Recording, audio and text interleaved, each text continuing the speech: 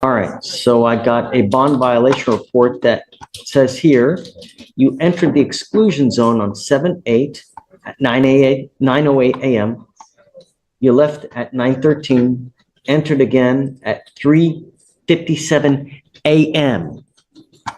There was a curfew in this case, was there not?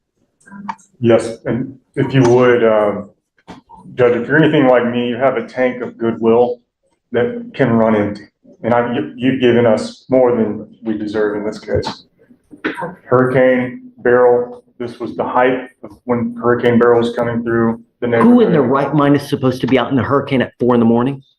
His power had gone out. He learned that his sister had a generator. And so that's where he was, that's the address. It's his sister's home where there was a generator that could provide some cool air. And that's what was happening in this case. But there's no excuse. He understands what his bond conditions was. Let me ask you this. This case starts with a bond violation that the judge has already seen 6 times in 45 minutes.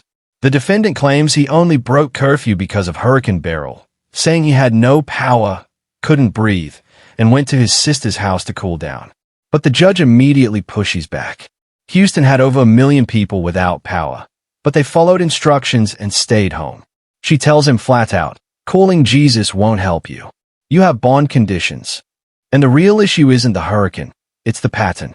He's violated over and over, always with a new excuse, and the judge is done listening. This is the tone setter for everything that follows. Was he allowed to be at the house that he went to? Not according to his bond. I had nowhere to go. It's hot. So what? Everybody else in Houston still doesn't have power. 1 million people still don't have power.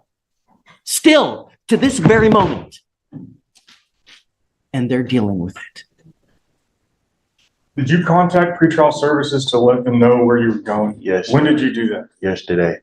Okay, but you didn't do it before you went. I called them. They wasn't answering the phone. I got pictures. I don't care about calling Understood. Jesus. Yeah. It don't matter who you're calling and what's your excuse. You have bond conditions. This is not the first time. This is not the second time. This is not the third time that you've had bond violations. How many is this? This is the 6th time I've been here in the past 45 days. Am I supposed to let you go after 6 times? Mr. Stewart.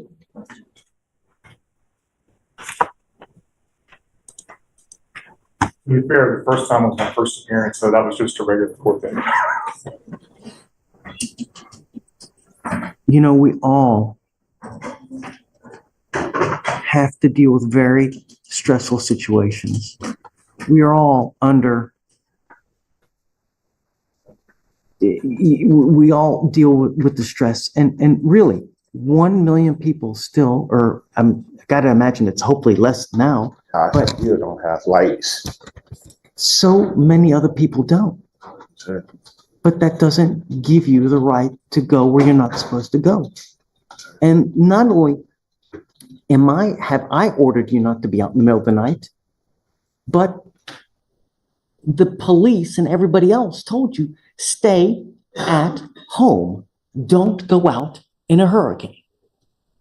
And yet you go out.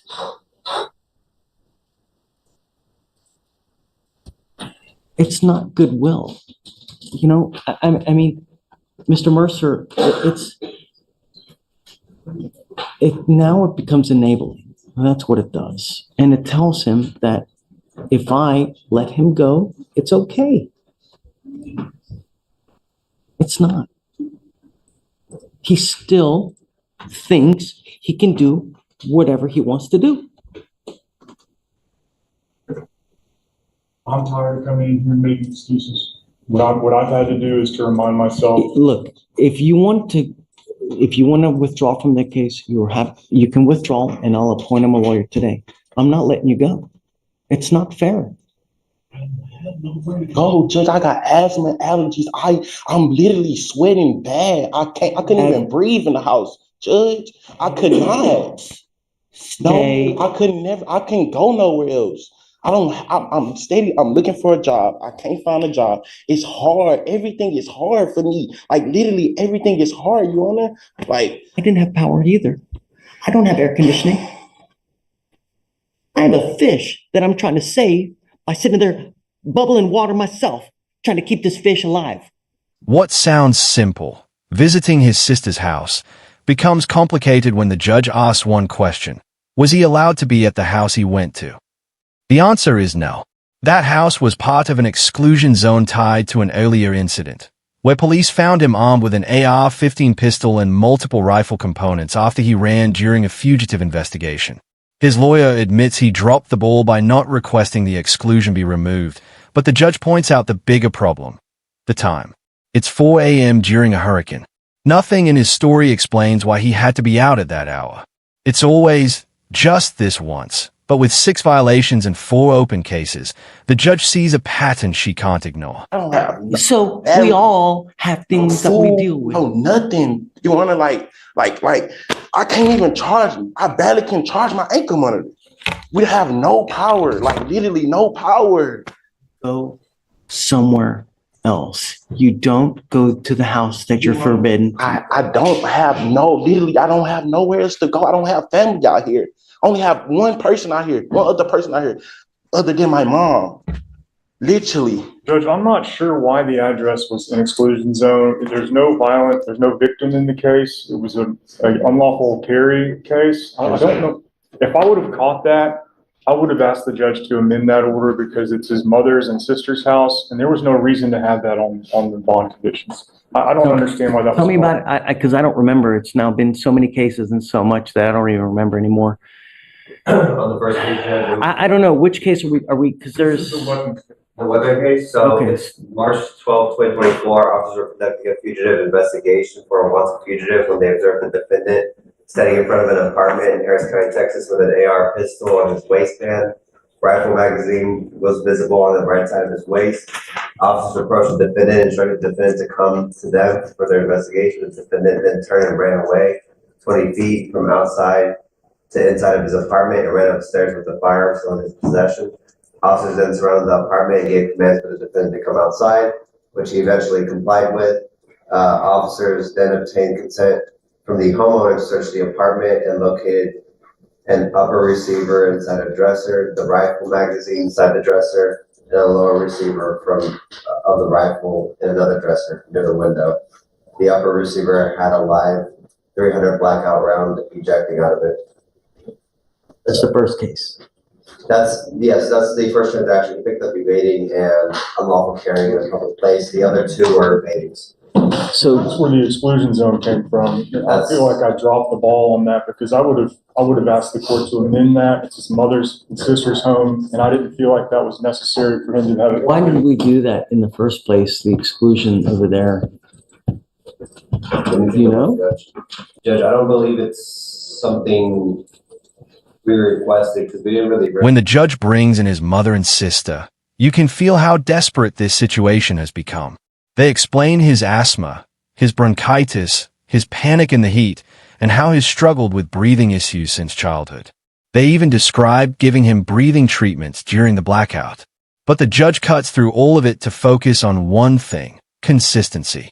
If he can't breathe, why is he out in the middle of the night? If it was the only time, why does it happen again and again? The judge warns his family that helping him too much becomes enabling, making him believe the rules don't apply to him. And when his mother mentions he was shot in the past, the judge answers sharply, it needs to stop. My mom was panicking so much, and I had to go to went to my sister's house. You can ask my mom, you can call my sister, you can literally ask both of them. They'll tell you, literally. I was hiding. I have asthma and allergies. I can't breathe. I cannot breathe. So bring them over here. I want to talk to them then. I can call them on the phone, over the They've phone. been texting with me. They said, please have the judge call us. So, And she's even been calling. I promise, she's even been calling here. Bring them here. Let's talk to them Monday. Okay. okay, Judge. Thank you. Roll it to Monday. In the interim, if it's their actual address, Judge, we would be unopposed to it. I'm not going to do anything yet. I want to talk to them. Bring them here Monday. Let's roll it to Monday, and I want to talk to mom and sister. Thank you, Your Honor. Okay?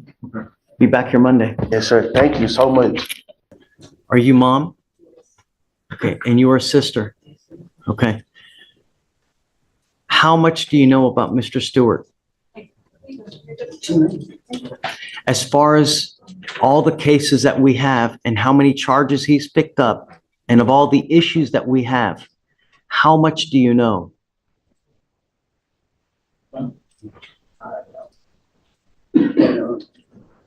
We know about them, but we don't know about it. What's Okay. really going on. I am at wit's end with your son. I am up to here. We now have a total of 4 open cases. They're all the same. And the bond violations continue to happen over and over and over. And I have put him in jail at least Mr. Mercer, at least 2 different occasions, right? 3? To try to get him to understand that we mean business. Someone keeps bonding him out, and he continues. After nearly an hour of explanations, medical concerns, and family testimony, the judge finally delivers her decision. She removes the exclusion zone that blocked him from visiting family, but replaces it with a zero-tolerance rule. From now on, he must follow 5 strict conditions: no weapons, no drugs, no alcohol, a curfew from 9 p.m. to 6 a.m., and a full-time job or school. And then comes the warning that changes everything. If he violates anything again, no matter the excuse, the judge will set each bond at $50,000, and if it happens one more time after that, $250,000. She tells him to pack an overnight bag with everything he needs, because she's done listening to reasons. Continues to do what he wants to do. This last time, I told him I don't want you to do certain things. I didn't want him out in the middle of the night. It's one of my main concerns. Nothing good happens at 2 a.m, at 4 a.m, at all. And in this last violation report, which I think numbers now 6, he's out at 4 a.m. Came to my house, so, because he couldn't breathe. He has asthma asthma. real bad, And bronchitis as well. and it's just, when it's hot, They both came to my house because they couldn't breathe. And I had a mini generator, and they blew out the air from the fan, and I have no. And it can't wait another 2 hours until 7 a.m. until what he can, he can't He couldn't breathe, breathe. he can't breathe. And I had to give him the Goodwill through the machine and the steroid pump.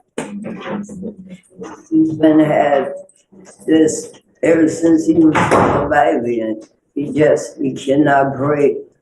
He wake up sometime, I just sleep sometime and can't. The noise he makes will wake you up, Like it's that. just because he can't breathe. how does he continue to pick up these cases, and how does he continue to violate these conditions being out though? And in at least one of the cases, he has an AR-15. So, well, Well, I believe it's because he's been shot before. Look, it needs to stop. If somehow you guys are telling him it's okay to be out at 4 a.m, it's not. That was just the one time that he came when the lights went out. That was it. But it's always one time. It's always this, it's always that. And it just continues to happen. And this is the 6th time.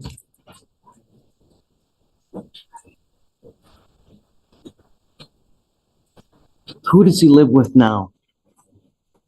I just came back on Saturday evening, so he's back with me. He stays. Do you stay home all day? What do you do? Do you work? Just that. I've been on disability ever since 15, 16. I have neuropathy in my hands, Who else stays at the house? just me and him. And it affects my whole right side. Why, Mr. Mercer, why did we do the exclusion in the first place from the house? I don't remember. It must have been just a standard boilerplate